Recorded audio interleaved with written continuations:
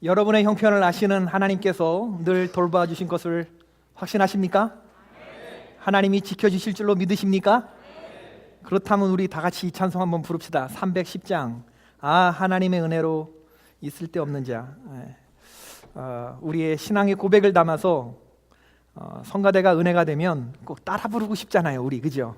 우리도 그렇게 고백하고 싶잖아요. 그 마음 담아서 하나님의 은혜로 있을 데 없는 자. 내 형편 아시는 주님이 구해 주실 것을 눈 감고 부르셔도 좋고 손 들고 부르셔도 좋고 하나님의 은혜로 있을 데 없는 자 왜 부속하여 주는지 난 알 수 없도다.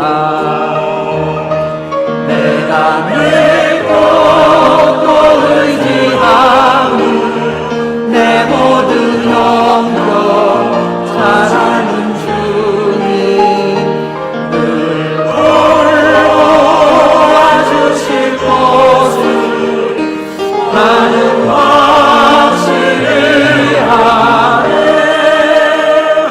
왜 내게 굳센 믿음과 복음 주셔서 내 마음이 항상 편한지 난 알 수 없도다. 내가 믿고 또 의지하는 내 모든 형편 잘하는 주님 늘 돌봐주실 것을 나는 확실히 아네. 왜 내게 성령 주셔서 내 마음 감동해. 아멘. 주 예수 믿게 하는지 난 알 수 없도다. 내가 믿고 또 의지하는 내 모든 영광 아시는 주님 늘 돌봐주실 것을 아멘. 나는 확실히 아네. 주 언제 강림하실지 밤에 밤낮에 또 주님 만날 그곳도 난 알 수 없도다. 아니 내가 믿고 또 의지하는 아멘. 내 모든 형편 아시는 주님 늘 돌봐주실 것을 나는 확실히 아네. 아멘. 은혜가 됩니다. 한 번쯤은 들어보신 유머일 겁니다. 주일 아침에 한 중년 남성이 늙으신 어머니와 대화를 나누는데 교회 가기가 싫은 거예요. 이 중년 남성이 교회 가기 싫은 이유 세 가지. 첫째는 늦잠을 더 자고 싶고, 그리고 교회 가면 두 번째 장로님의 긴 대표 기도가 듣기 싫고, 성가대의 불교 포함이 듣기 싫고, 셋째는 설교가 마음에 들지 않는다. 그러자 노모가 말하기를 교회는 너의 기분에 따라 가는 곳이 아니고, 또 교회는 장로님이나 성가대 보고 사람들 보고 다니는 거 아니고, 설교가 마음에 들지 않는 건 네가 설교 준비가 덜 된 까닭이다. 네가 담임 목사인데 안 가면 어떡하냐. 그랬다는 얘기. 여러분, 어떤 원로 목사님이 하시는 말씀인데 목사 안수 받고 10년까지는 아무것도 모르고 목회한대요. 그리고 10년부터 20년 될 때까지는 남의 것 뺏겨가면서 이게 자기 건 줄 알고 슬쩍슬쩍 이렇게 베끼면서 목회한대요. 20년 차부터 30년 차는 목회하면서 자꾸 틀린대요. 하면서 자꾸 틀리는 거래. 그리고 한 40년쯤 넘어가면 이제는 교회가 뭔지, 성도가 뭔지, 목회가 뭔지 조금 알 것 같은데, 그때가 되면 후배들이 은근히 퇴짜를 놓는데요. 은퇴, 은근히 퇴짜 놓는 거. 제가 서리전도사로 파송받은 때가 1991년인데 그럼 지금 25년 목회하고 있는 거거든요. 제 경우를 보자면 25년이니까 공식적으로 서리전도사 파송받고 목사 안수 받고 준회원, 정의원 목사 되고 25년째인데, 그럼 제 케이스는 하면서 자꾸 틀리는 단계잖아요. 그죠? 근데 그렇지 않습니다. 솔직히 말해서 아직도 모르겠고 지금도 남의 거 슬금슬금 뺏기고 그리고 하면서 자꾸 틀리고, 이 세 가지를 저는 지금도 콤보로 합니다. 콤보로 3단계 콤보로. 제가 이런 참 목회를 하면서도 여전히 고마운 건 돌봐주시는 하나님의 사랑도 물론 있지만 저를 사랑해 주시고 기도해 주시는 여러분들의 기도가 있기 때문입니다. 정말 사도 바울처럼 지극히 작은 자 중에 더 작은 자, 사도 바울이 자기를 그렇게 이야기를 하는데 그건 겸손의 표현이 아니라 정말 그렇게 느껴지는 때가 있어요. 성도들한테 미안하고 이런 나를 담임 목사로 알고 나오는 참 여러분들 심심한 조의를 표합니다. 이렇게 말씀드리고 싶어서 나를 위해 기도해 주세요 하면 어떤 집사님, 물론이죠 목사님, 제 기도의 절반 이상이 지금 목사님을 위한 기도예요, 그러시는 분이 있어요. 얼마나 감사한지 모릅니다. 그런 기도가 있기 때문에 없던 용기도 끌어대면서 목회를 하는 거죠. 내 의지와 상관없이 해야 하는 일이 있어요. 하기 싫어도 해야 하는 일이 있고 가기 싫어도 가야 하는 길이 있습니다. 우리는 그걸 알아요. 상황과 조건이 아무리 가혹해도 내가 버틸 땐 버텨주어야 하고 내가 밀고 나가야 할 땐 밀고 나가야 할 일이 있는 겁니다. 그건 내 기분과 내 감정과 상관없이. 사탄은 이걸 너무나 잘 알죠. 우리 마음의 낙심과 절망과 의기소침과 육체적인 피로 탈진, 이런 불화살들을 쏘아대죠. 사명을 완수하지 못하게 하는 것입니다. 저는 2008년도에 뉴욕에서 열렸던 연합감리교회 선교학교에 강사로 참여했던 적이 있는데, 그때 흑인, 백인, 히스패닉, 동양 사람들 한 1000여 명이 모여서 한 목소리로 교독하는 그 선교 교독문을 듣고 가슴이 뭉클했던 적이 있어요. 우리는 예수 그리스도와 함께 고통받고 예수 그리스도와 함께 부활할 것입니다. 이제 사회자 그러면 회중들이 우리는 이 세상을 향해 하나님이 보내신 선교 편지입니다 하면서 1000명이 쫙 화답하는 거예요. 우리는 지극히 작은 자와 함께 할 때 비로소 온전할 수 있습니다. 사회자가 그렇게 읽으면 회중들이 우리는 과거 기독교 선교의 유산이며 미래 선교의 모판입니다 이러면서 회중들이 대답을 하는 거예요. 그 얘기를 듣는데 제가 얼마나 감격했는지. 여러분 개인이 기독교 2000년 역사의 결실이래요. 할렐루야. 기독교 2000년이 얼마나 찬란했는지를 보려면 여러분을 보면 된대요. 나는 과거 선교의 유산이라는 거예요.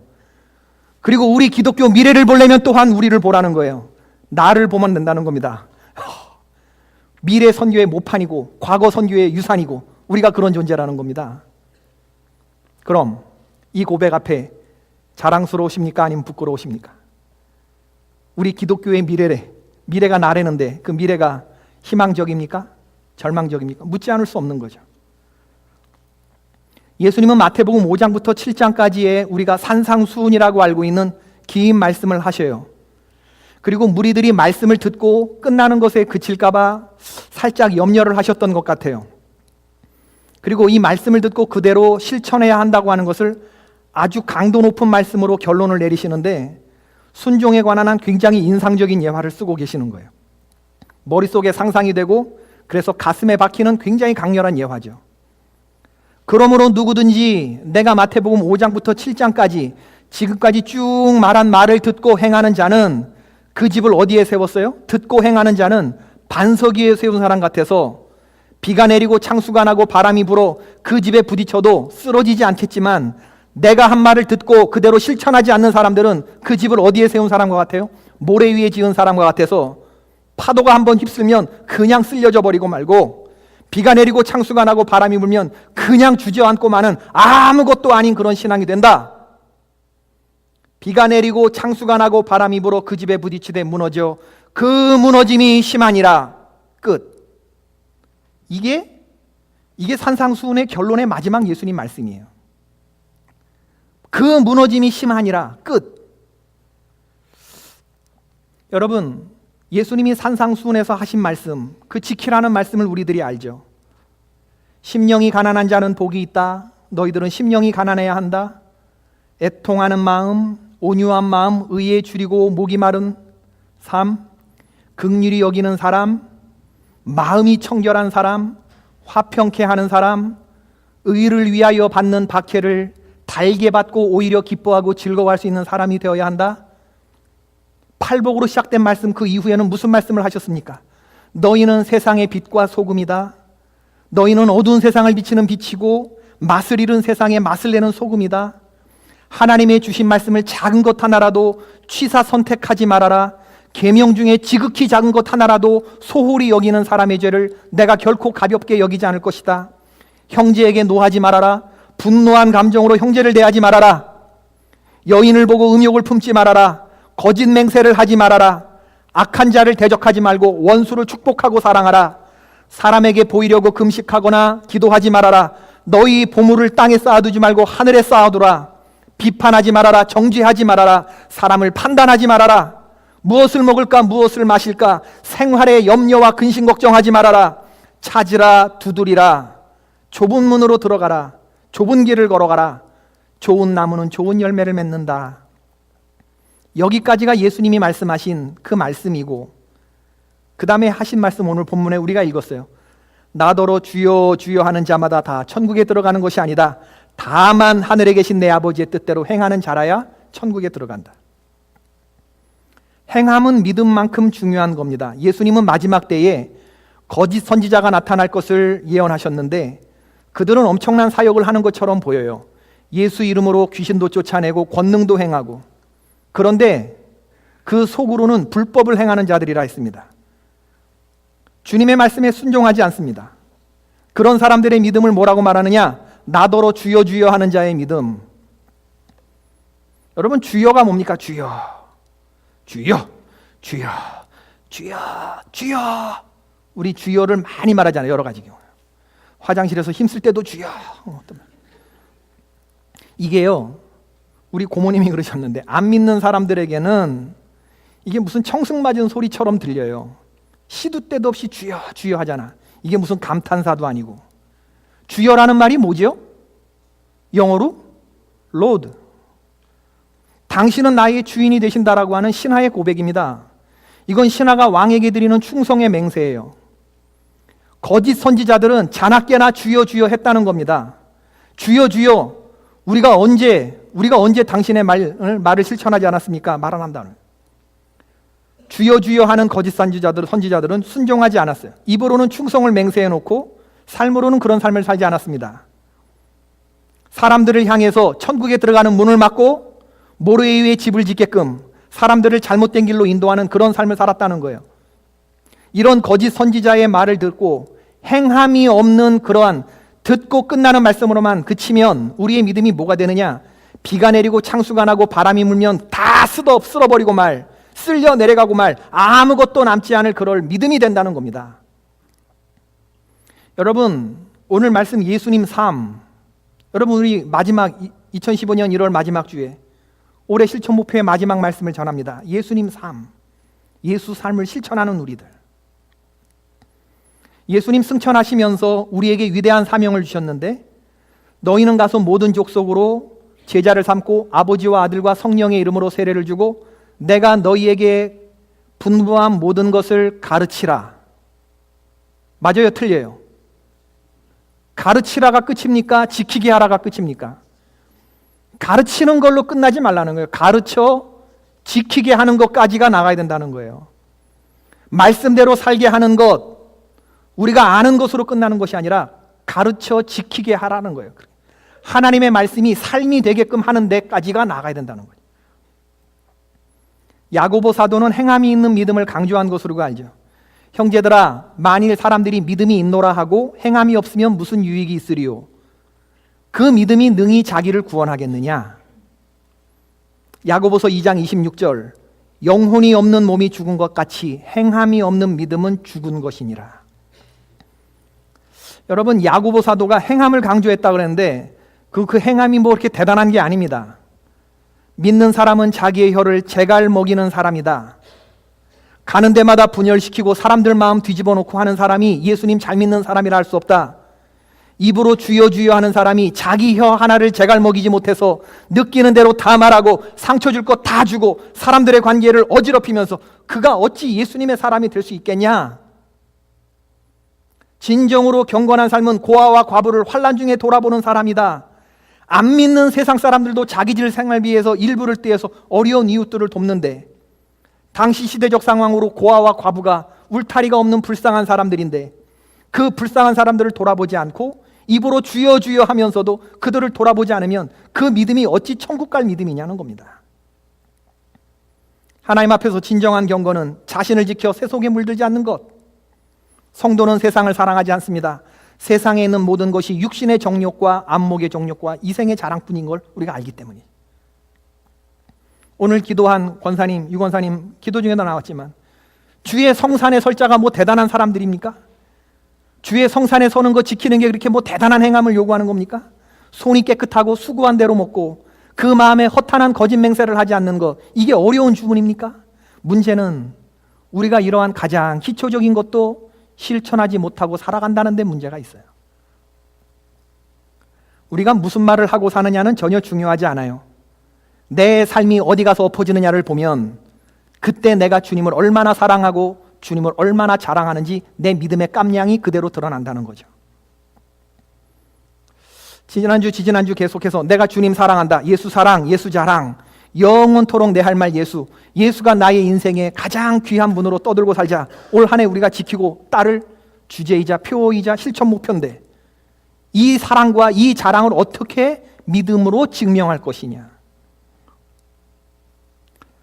여러분, 제가 오늘 일부 예배 때 우리 청년한테, 남자친구가 있는 청년한테, 야, 내가 너를 사랑한다는 것과 네 남친이 너를 사랑한다는 것과 너 어떻게 들리냐? 그게 다르게 들리는데 누가 더 사랑하는 거 같냐 했더니 웃으면서 말을 못해. 자기 남친이 저보다 제가 사랑한다는 것보다 더 사랑한다는 느낌. 그럼 그건 뭘로 증명할 수 있죠? 난 걔한테 뭐 선물 줘본 적이 없어요. 근데 걔 남친은 시간 날 때마다 올라와. 한 6시간 거리를. 사랑하면 보고 싶고 만나고 싶고 자꾸 주고 싶고 주면서도 미안하다고 생각이 되고, 이것밖에 못 해줘서 미안해. 이런 말 듣고 사시는 와이프들은 복된 줄로 믿습니다. 여전히 남편이 여러분을 사랑하는 증거 아닙니까? 그렇죠? 선물을 있는 걸 다 주면서도 미안해, 이것밖에 못 줘서 라고 말하는 남편은요, 와이프를 사랑하는 남편이에요. 여러분, 사랑이 식어지면 보고 싶지도 않아지고 만나고 싶어지도 않아지고, 뭘 줘? 준 거 뺏고 싶지. 계산하자 이렇게 나오는 거잖아. 계산하자. 한번 생각해 보세요, 여러분. 영원토록 내 할 말 예수가 과연 내 삶에 어느 정도로 결단되고, 예수님이 내 말씀을 듣고 행하는 자가 천국에 들어간다, 나더러 주여 주여 하는 사람이 들어가지 않는다, 이 말씀을 오늘 여러분은 어떻게 받으실래요? 하나님이 우리에게 뭘 시킬 때, 꼭 바쁠 때, 정신없을 때, 여유가 없을 때, 그럴 때 골라가면서 시켜요, 하나님이. 할렐루야. 그렇죠? 성도들하고 얘기해보면 목사님 지금은 아니라는 거야. 지금은 바쁘다는 거야.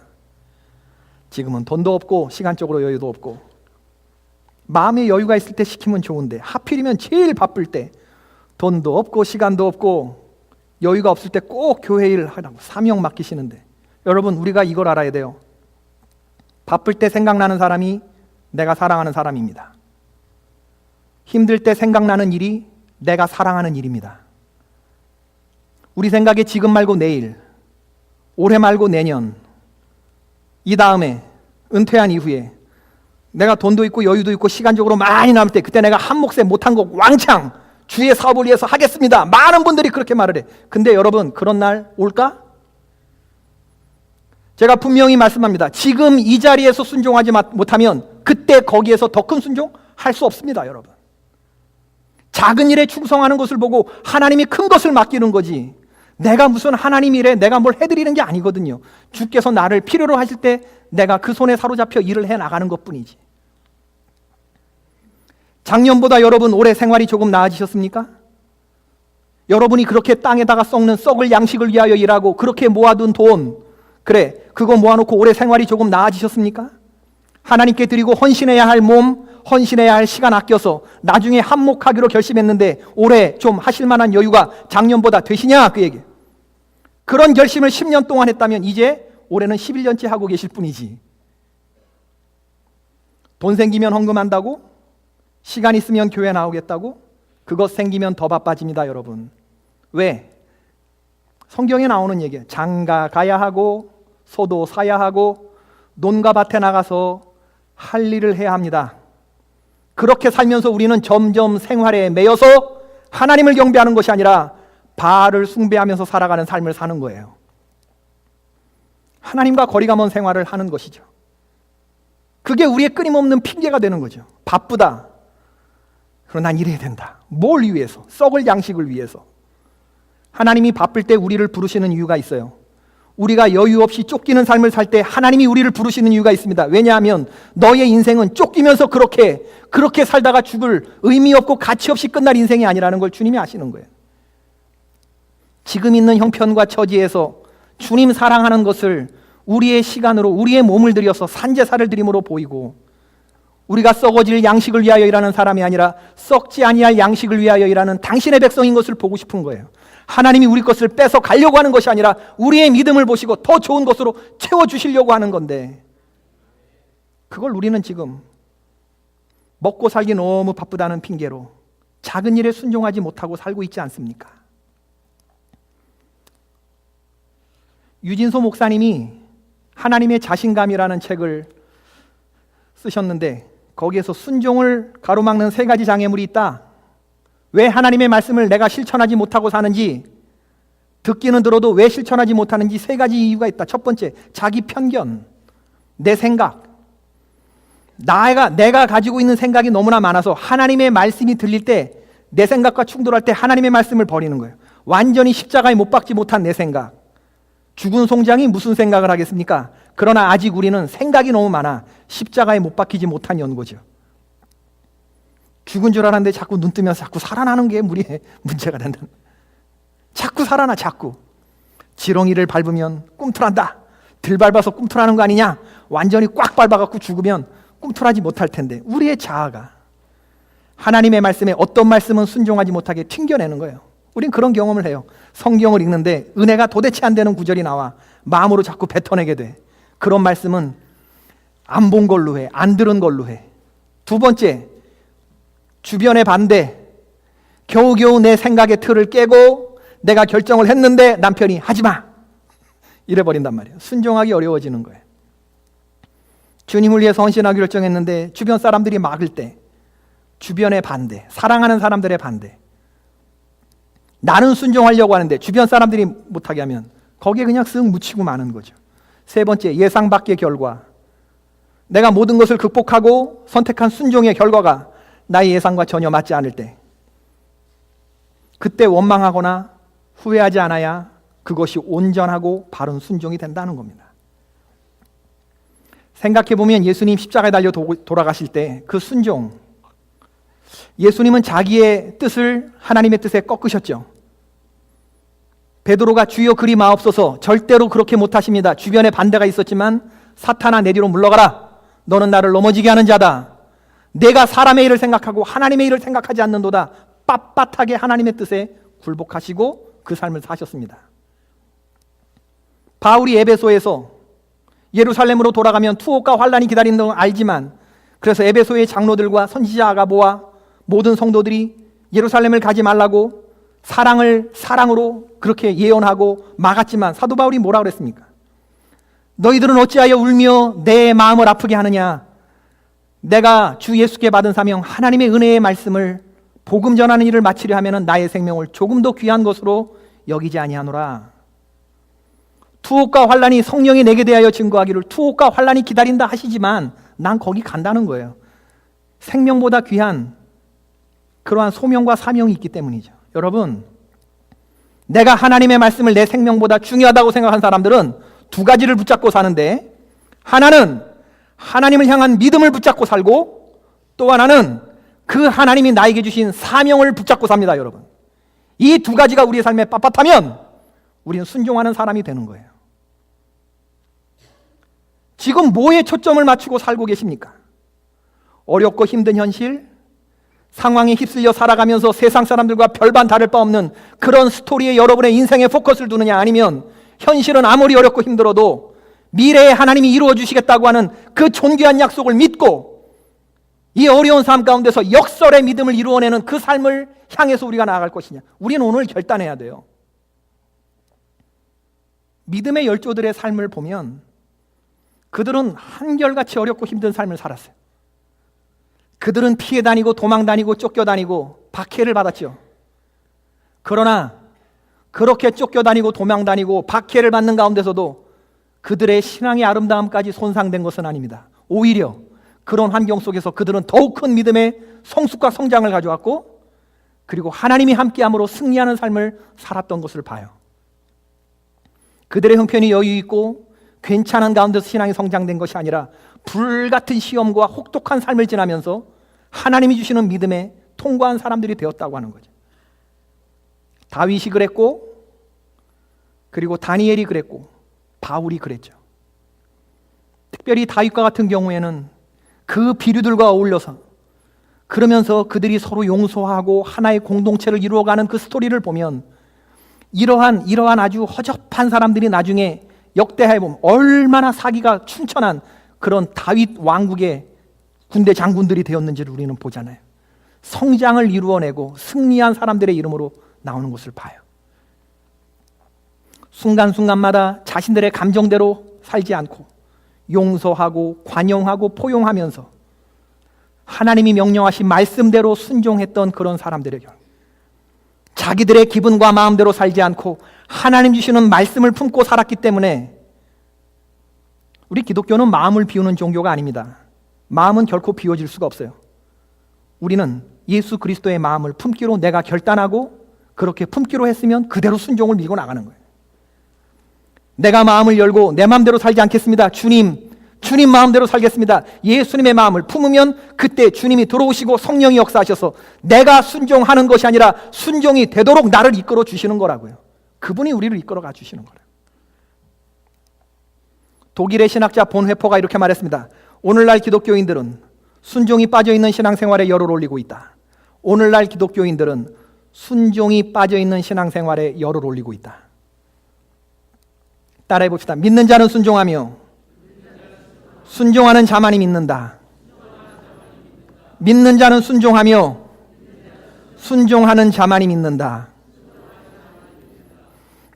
한국에서 오신 목사님과 이야기를 하다가 요즘 강남 분당, 오늘날 현대교인들의 트렌드가, 분당에 큰 교회들이 많잖아요. 스타급 목사님들이 많잖아요. 교회를 한 교회에 등록하는 성도들이 많지 않대요. 오늘은 이 교회, 내일은 저 교회, 분당에 있는 큰 교회 4개를 순회하는 그런 순회 성도들이 있대요. 교회의 어떤 행사도 인볼브하지 않아요. 과도한 헌신을 보이지도 않습니다. 그저 듣기 좋은 말들만 취사 선택하면서 다는 그런 부담 없는 신앙생활을 하는, 그건요 여러분, 주여 주여 하는 믿음이에요. 우리들이 닮을 수 없는 믿음입니다. 저는 올해 우리 선한샘교회 성도들이 말씀을 열심히 배우고 그 말씀대로 실천하고 순종하며 살아갈 수 있게 되기를 주의 이름으로 축원합니다. 이해가 되고 납득이 되어서 하는 순종은 누가 못하겠어요. 그러나 여러분, 우직한 순종과 죽기까지 복종하는 삶, 주님이 죽기까지 복종하신, 그거 뭐 이해되고 납득돼서 십자가 졌습니까? 하나님의 뜻이라고 하니까 거기에 자기 뜻을 쳐서 복종시키려고 땀이 땅에 떨어지는 핏방울처럼이랑 되고도 주여 나의 원대로 마옵시고 주의 뜻대로 되옵소서. 그리고 일어나는 이러한 순종들, 이런 모습이 오늘 올해 우리들의 삶에서 좀 선명하게 이루어졌으면 좋겠다. D.L. 무디 목사님이 말씀하셨어요. 등대는 나팔을 불지 않는다. 다만 비출 뿐이다. 선한 사마리아인은 입으로 떠들지 않았죠. 사람들이 예수님께 나와 물었습니다. 주여, 우리가 어떻게 해야 영생을 얻을 수 있습니까? 그래, 율법에 뭐라고 써 있더냐? 하나님 사랑하고 이웃 사랑하라고 했습니다. 그래, 그렇게 하면 되지 않느냐? 주여, 그런데 우리의 이웃이 그럼 누굽니까? 라고 했을 때 예수님이 그 율법사에게 하신 말씀, 예수님의 머릿속에서 예수의 삶을 실천했던 모델이 되었던 사람이 누구냐? 그게 굿사마리탄이라는 거예요. 내가 도저히 사랑할 수 없고 구제할 수 없는 사마리아인으로서 유대인, 고쳐줘봐야 고맙다는 말 한마디도 듣지 못할 그 사람에게 사마리아 사람은 자기의 모든 것을 털었고 그리고 다함없는 사랑을 보여주셨어요. 이 설명을 하신 후에 예수님은 가서 너희도 이와 같이 하라. 저는 예수님의 이 말씀을 다른 누구보다도 우리 굿샘 교회, 선한샘 교회, 우리 교회가 선한 사마리인 교회 아닙니까? 그죠? 등대는 나팔을 불지 않아요. 시끄럽게 떠들면서 하지 않습니다. 우리의 구제가, 우리의 선교가, 우리가 하는 모든 일들이 그저 주님만 알아주시면 된다. 입으로 떠들지 말고 조용히 실천하는 삶이 우리 굿사마리탄 모든 성도들에게 있기를 주의 이름으로 축원합니다. 여러분의 믿음을 행함으로 증명할 수 있게 되기를 바라요. 예수님이 매 순간 붙잡으셨던 하나님께 대한 믿음과 사명을 붙들고 살아가는 한 해가 되기를 바랍니다. 2015년 이제 벌써 한 달이 다 갔는데 여러분 결심하신 게 있다고 한다 그러면 주여, 내가 주일 성수, 11조 생활, 말씀 묵상, 생명의 삶 묵상하는 삶, 순종하는 삶, 주여 내가 모든 예배에 참석하고 기도의 자리로 나아가는 삶 결심했다면 그 결심 지금 어떻게 지켜지고 있냐는 거예요. 그리고 그 결심이 여전히 여러분 가운데서 살아 역사하느냐? 하나님이 내게 부탁한 말씀, 예수 그리스도께서 산상수훈에서 하신 말씀 아는 걸로만 그치는 것이 아니라 그대로 실천하고 그대로 순종하시기를 주의 이름으로 축원합니다. 가기 싫어도 가야 하는 길이고 그건 싫어도 해야 하는 일이에요. 주님이 하신 말씀이기 때문에 그렇습니다. 영원토록 내 할 말 예수, 영원토록 내 살 삶 예수. 할렐루야. 영원토록 내 할 말 예수, 영원토록 내 살 삶 예수. 예수님이 사셨던 그 삶, 이게 우리들이 살고 예수님이 죽으셨던 그 죽음의 십자가의 길, 그게 우리들이 가야 할 마지막 길이라는 것, 이걸 마음에 품고 살아가는 저와 여러분이 되십시다.